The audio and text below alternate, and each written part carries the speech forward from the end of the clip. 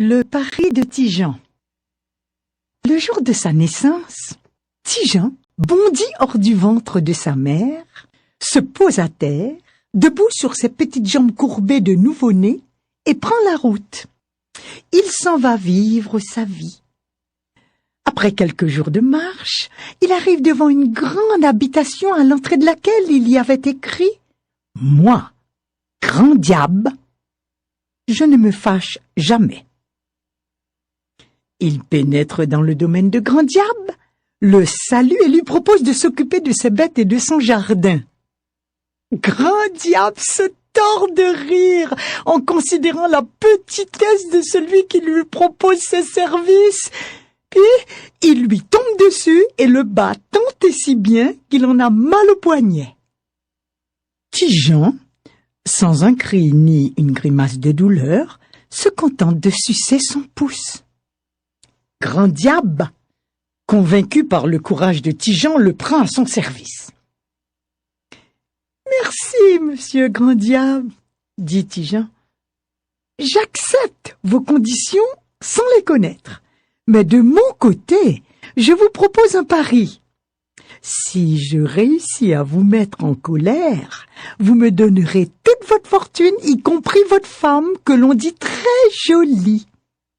Si je n'y arrive pas, vous me mangerez. »« J'accepte, » dit Grand Diable. « Commence par nettoyer mon jardin qui est envahi de mauvaises herbes. Si, en fin de journée, tu n'as pas terminé, tu n'auras rien à manger. »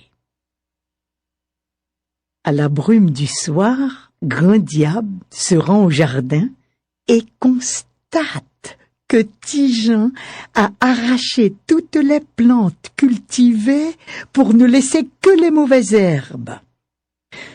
Il se garde de se fâcher pour ne pas perdre son pari et dit à Ti-Jean : « Demain tu soigneras les bêtes et nettoieras l'écurie, le poulailler et le parc à bestiaux. Tu as une journée, sinon rien à manger. » À la brume du soir, Grand Diable est bien forcé de garder le sourire pour ne pas perdre son pari, en constatant que Ti-Jean a tué poules, vaches et chevaux. Souhaitant plus que tout se débarrasser de celui qui va le ruiner, il demande à sa mère, la grande diablesse, de grimper dans un arbre et tout en prenant la voix du bon Dieu, d'ordonner à Ti-Jean de retourner chez ses parents sans tarder. Lorsque Ti-Jean passe sous l'arbre et qu'il entend une voix venue du ciel, il tire, pam, un coup de fusil. La vieille tombe de l'arbre, blada, comme une mangue mûre. « Tu as tué ma mère !» s'écrie Grand Diable en s'arrachant les cheveux. « Non !»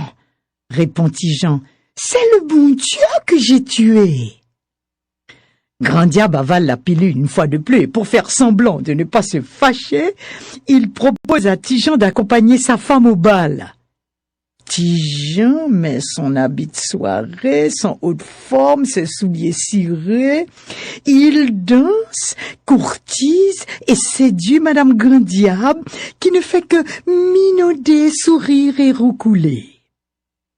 À minuit, prétextant comme Cendrillon qu'il avait perdu son soulier, il quitte le bal aux grandes dames de sa cavalière. Sur le chemin du retour, un énorme crabe à la voix de chrétien vivant lui ordonne de rentrer chez lui au plus vite. Ti-Jean hurle de terreur, prend ses jambes à son cou et avoue à Grand Diable qu'il n'a jamais eu aussi peur de sa vie. « Quoi ? Tu n'as pas eu peur de moi et tu as peur d'un crabe ?» s'écrie Grand Diable fou de rage. « Tu mérites 2 paires de claques. »« J'ai gagné le pari !» s'exclame Ti-Jean. « Tu t'es mis en colère. Ta fortune est à moi, mais garde ta femme. Je n'en veux pas. Elle n'est pas maligne. » Depuis que Grand Diable a perdu tous ses sous, il erre sur les routes. Il ne fait pas bon le rencontrer, car il ne décolère pas. Il se venge de sa déconvenue sur sa femme et sur les voyageurs sans défunt.